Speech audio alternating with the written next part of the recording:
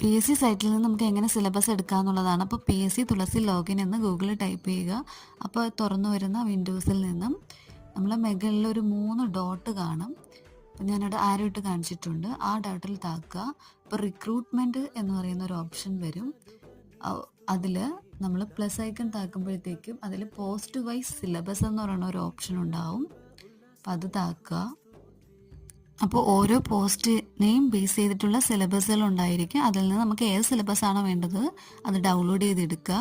അപ്പോൾ ഇതാ താഴോട്ട് സ്ക്രോൾ ചെയ്ത് കാണിച്ചു തരാം.